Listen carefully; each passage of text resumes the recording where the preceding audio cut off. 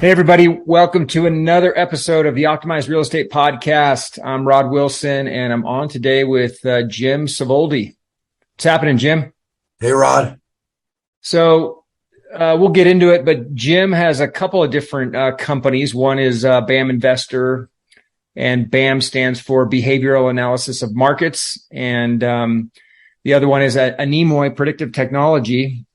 Jim's a financial market forecaster, and what better time to get a forecaster on the podcast and try and unpack what's going on in this real estate market. I know you focus primarily on the financial markets, not specific to real estate, but I think we'll get into some stuff that's related. So, Jim, I thought maybe we'd start with, share with everyone a little bit about your background and how you got into this.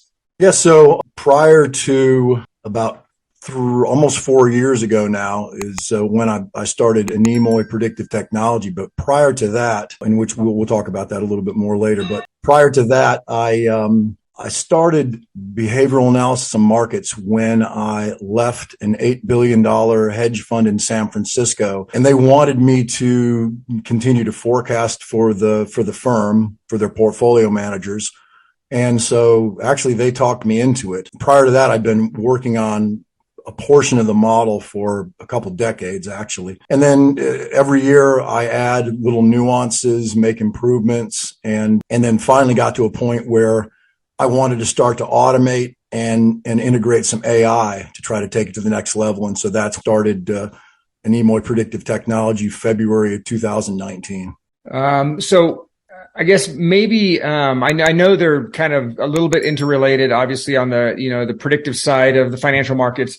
Maybe share a little bit about how the model works. And I know, without going too far into the hood, but a little bit about how it works. And more importantly, what do you think the secret of, I know you've made some pretty major contrarian level predictions in the past that have been like right on.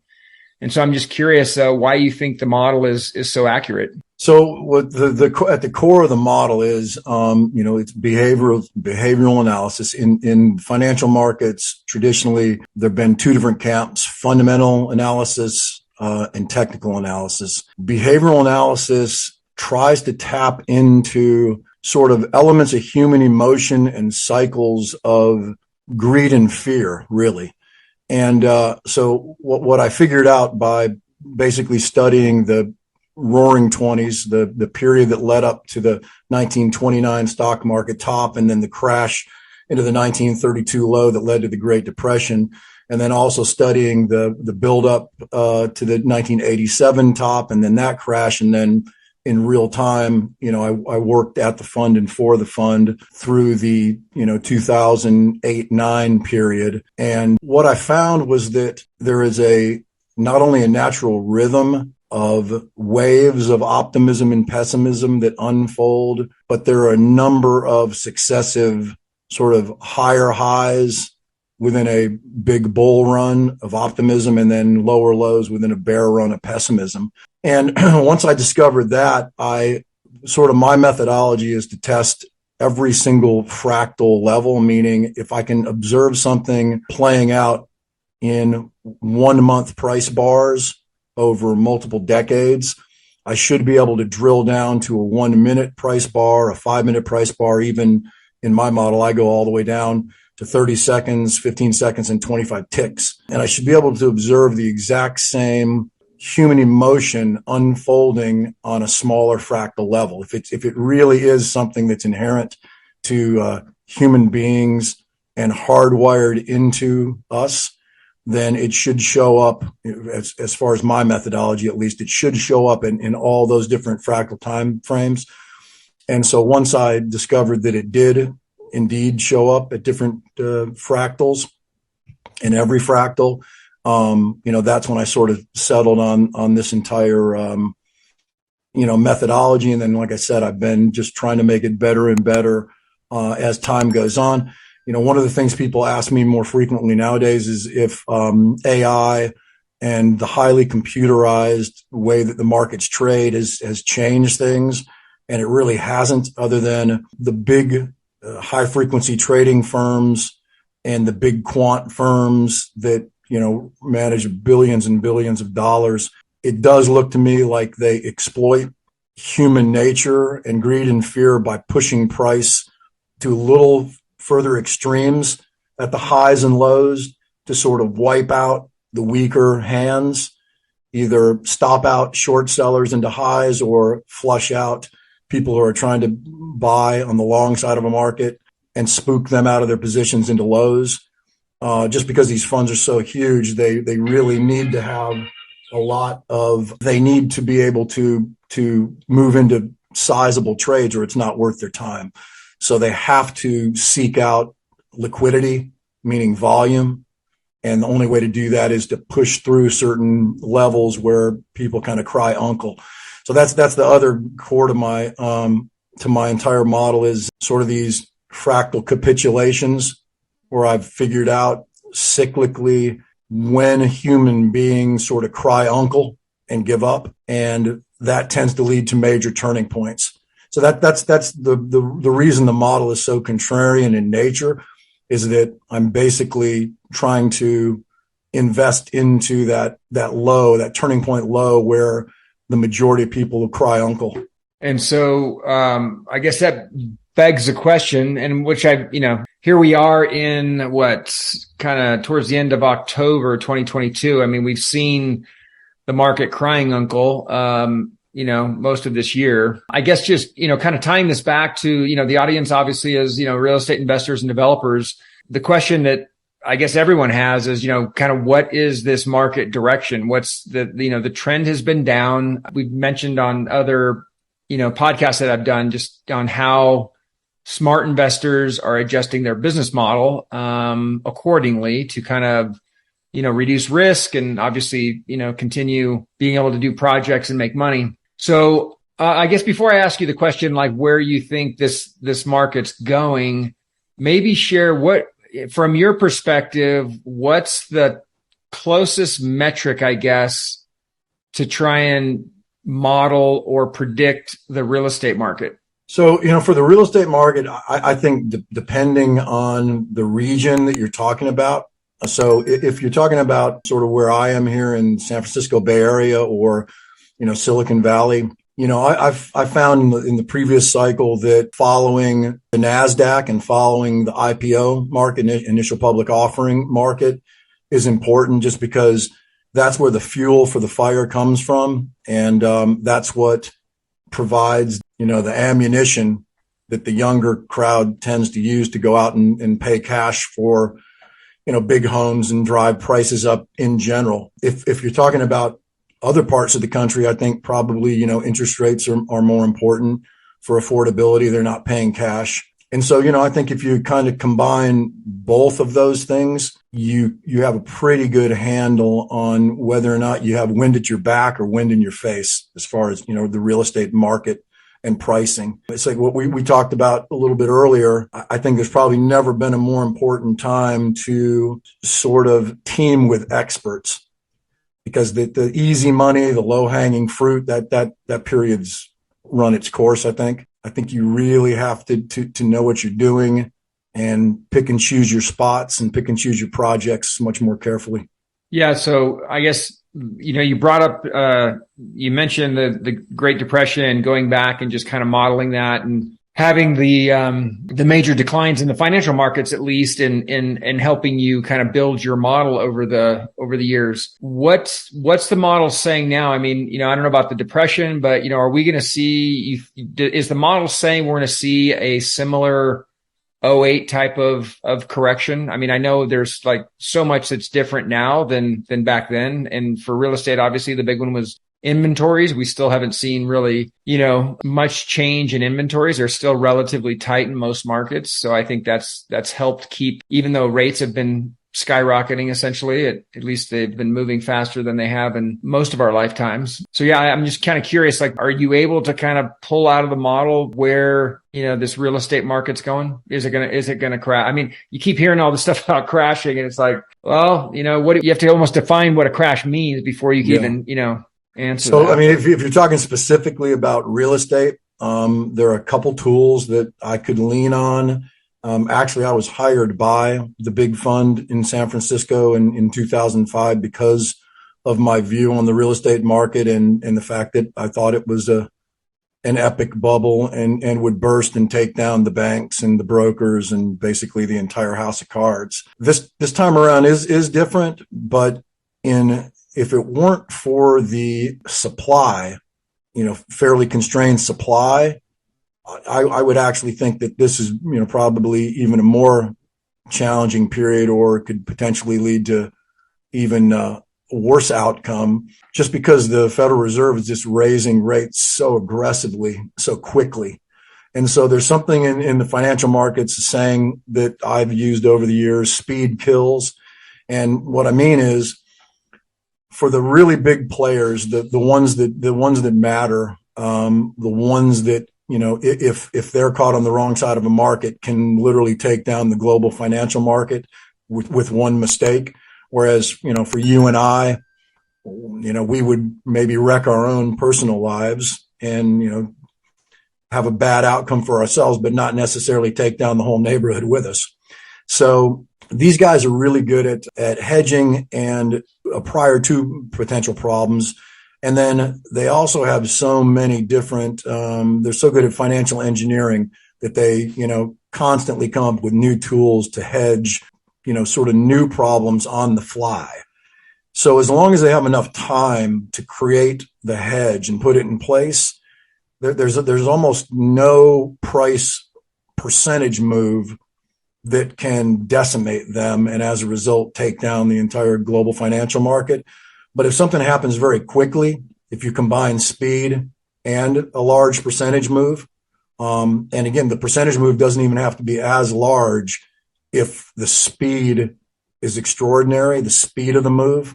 And that's what we have now. So we're really, really teetering on the edge here. I had just made a video for my US 30-year bond subscribers earlier today and posted it. And we have a really sort of a dicey period coming up, actually, the October 26th through the 28th for my 30-year bond model.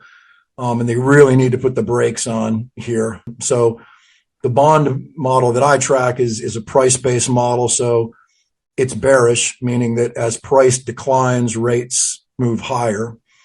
And the speed at which rates have moved higher is really, like I said, in my work, we're at that point where they really need to put the brakes on and let everyone sort of assimilate the damage and hedge based on the movements and sort of get used to the new reality, because it's happened a little bit too quickly, I think, way too quickly. And put the brakes on, meaning what? Stop the decline in the 30-year bond. So the price of the bond, it's 119.4. It's the close today. And I have a retest all the way down at the 111 level. If we were to move down to the 111 level into this sort of zone of weakness that my models predicted into call it October 26th through the 28th, somewhere in there, that would make headlines, I would think. And that would probably be disruptive enough to cause some problems somewhere in the world with either a large fund or a bank or, multiple large players. So I focus on, for the BAM model, I focus on this, US 30-year bond. I do look at the notes and the bills markets, but this is the one I forecast for clients. And then in the Anemoy terminal, which is an algorithmic model that it's all mathematical. I'm not forecasting it. There's no human touch. All that work was done before we coded it out. But I look at two different tickers specific to Anemoy. One of them is the symbol is HYG, which is the BlackRock Institutional Trust. It's the iShares USD high yield corporate bond ETF. And the other one is TLT.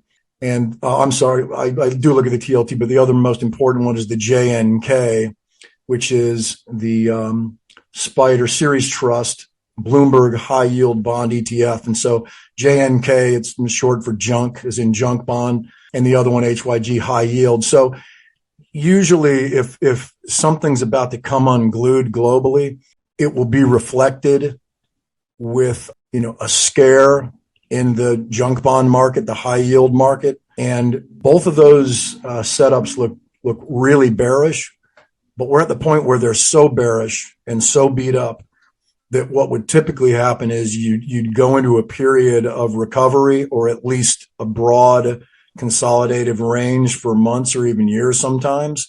So they're at the exact same point where this is really critical. We have to put the brakes on things during October. What typically happens going into an election like this, even though it's just a midterm, is the Federal Reserve would try to do something, friendly to the administration, at least not make things look even worse going into that period. So I think for me, just based on history, if I'm not even looking at any of my models, and most of the people I've talked to that have been around for a long time, we sort of expect to see some news flow that supports the market. We got that this morning through the Wall Street Journal and the stock indexes, and they rallied sharply today.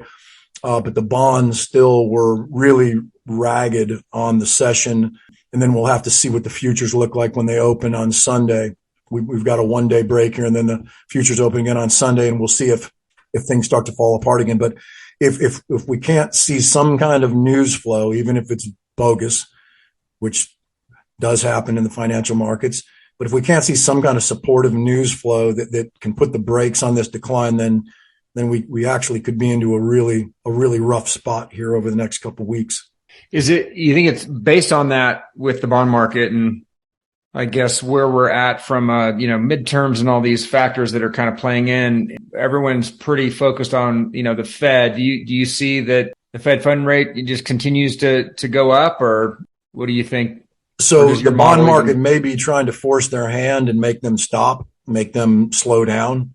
So in a perverse way, the uglier things get pre-election, the more likely the Fed changes course a bit. And, that could even be just jawboning, right? It's more what they're saying than what they're doing. And, Wall Street always wants to move up, right? Anything in any market, they want to move up. They want to buy, they want to deploy capital. So they'll latch on to just any small bone that the Fed tosses to them. And like I said, just based on, moving into the midterms and the politics that are played and that have been played over the years, I would think they'll try to be supportive. Like I said, in a perverse way, if the bond vigilantes wanted to really press here during October, they would almost force the Fed's hand, or probably would force the Fed's hand, to become less hawkish and allow at least a breathing period so that the market could kind of gain its sea legs again. Mm-hmm. So, there could be some of that going on. This downside acceleration we saw in bond prices today and in yield, and this week in general, and in yield accelerating to the upside, might be a little bit of that. The bond vigilantes, pressing the Fed into a corner to where they have to come out publicly and say, we're good. We've mission accomplished for the time being. And, to get the opposite effect. I know it sounds strange to especially people that aren't, part of the financial markets, but, there are a lot of games that are played. And, sometimes if you really want to be long something, the first thing you do is press it sharply to the downside, create that sort of trampoline V-bottom effect. Right. So just going back, I guess most investors that and developers that I know and talk to about, things like this, everyone's, pretty focused on rates. Obviously, inflation becomes a key for cost of materials and various things as far as, building and construction. But if you're going to recommend something to keep an eye on to try and get your arms around, and again, it's almost, it is impossible to talk about the real estate market in any kind of, large, definitely not global, but even in national sense, everything's pretty localized. But what would you mentioned the HYG, the J&K, is it a matter of just following the bond market in general? Do you follow those ETFs? What would be the recommendation if you just wanted to get maybe another data point just to, help you make some educated decisions on new projects? I mean, you want to see stability in the NASDAQ, the areas of the market that tend to be the most speculative, because in tough times, you can actually see sector rotation into the more blue chip, more solid names. So the NASDAQ, which, you can look at the QQQ for also the small cap, the Russell 2000, IWM. I trade the futures, so I'm not as used to some of these symbols, but the IWM is the Russell 2000 ETF. So, that's where you tend to see, and also the IBB. IBB is the biotech index. Those are areas where market professionals look to see if the big institutional players are risk on or risk off. So if you see, especially if you see the Russell, the IWM and the QQQ turning sharply higher when the market reverses. Let's say the SPY, the S&P 500 is only up a percent and a half, which still would be a good solid session. But if the SPY were up 1.5% and you saw the QQQ and the IWM up 2 or 3% and the IBB as well, that's an indication that the larger players are putting risk on, and they feel like they feel a little safer about sort of the global macro backdrop for investing. And then again, any type of a rally, any green day at all in the U.S. bond market, the notes, the bills, all those things would be constructive at this point. And until they can turn this thing around, right now it's risk off. Other than today's sharp rally, but we have options expirations on Friday, and there are a lot of mechanical reasons why the market may have rallied sharply today. But you just want to see risk on to get a little bit more of an all clear signal. You don't want to see is, Bitcoin breaking below 18,000 while the NASDAQ breaks to new lows on the year, along with the Russell 2000 and the biotech index, and the bonds, lower in price, higher in yield. That would be a really bad thing. Now, we talked about this earlier. I think that as long as especially in the real estate market, as long as you can find something that's undervalued, that there's never really a bad time. I mean, there's never a time when you just say, no, don't do anything, curl up in a ball, don't come out of your house. Right. It'd be like, right? So the experts, the Warren Buffetts of the world, who are looking at spreadsheets and crunching numbers, and they don't really care about what's going on a global macro scale. They don't care whether everything could be disintegrated by a nuclear bomb tomorrow. They're looking at a spreadsheet, and if the valuation gets to the point where it's fair, they step in. So, to me, that's sort of, it's a more important time than ever to team up with people who know what they're doing and know how to identify opportunities based on a deal by deal situation, and then know how to secure the financing, know how to deploy the, construction crew or whatever, right? Just build the team. Same thing, in my world, I'm more and more algorithmic now. But if I do want to try to add a few data points just that come from human beings, I'll pick up the phone and talk to, my friend Ron in New York, who ran a market making firm and sold it to, B of A, and has been in the trenches his whole life. And, he finger on the pulse. He just knows. He knows how to read the tape. He knows feel of New York and his friends and everything else. So I just think it's a time where it's really going to separate the people who, sort of got lucky and rode a big long cycle based on fiscal and monetary stimulus out the yin yang, and the people who really have kind of been through a couple cycles and know what might be coming and know how to mitigate risk, but still not let a good opportunity slip through their fingers.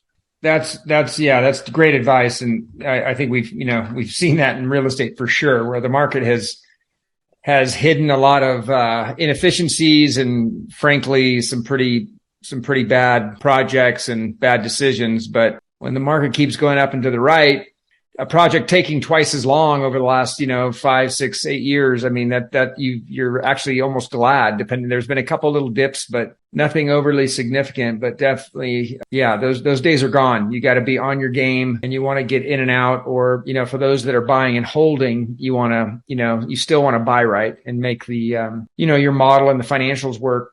I want to be respectful of your time. So I thought we'd maybe wrap up. Where should, people find you? So if people want to learn more about my behavioral analysis model, they can go to baminvestor.com. If people want to check out our subscription-based SaaS fintech company that I started in February, and we're sort of post beta, but we're still making changes and adding nuances and new features and things like that. But you can check out Anemoy Predictive Technology by going to apterminal.com. And that's the info site. And you can learn a little bit more about that there. And again, it's probably a little bit more. There are a lot of tutorials on the Anemoy site, but the BAM Investor site, it's more me posting videos, showing charts, talking through things, explaining setups, talking about sort of what I'm observing in the background based on years, decades of experience and being around a lot of guys who are way smarter than I am. So, those are two places where they can go check things out if they'd like to learn more. Great. Well, I appreciate the time. Thanks for jumping on. And that is it for today. Signing off. And then if anyone, I do encourage people to kind of have a lot of clients and investors that definitely almost dabble in the stock market. So it's not like they're completely, don't pay attention to it. But I think these are the important things to add to any investor or developers, kind of daily, is just to see where things are trending and what's going on. Because it's, like I said, we were kind of fat and happy for a long time with the, whatever you want to call it, a 10 to 12 year bull run, but things is definitely shifting. So that's it for now. Thanks for everyone for joining, and we'll see you on the next one. Thanks, Rod. Thank you, Jim.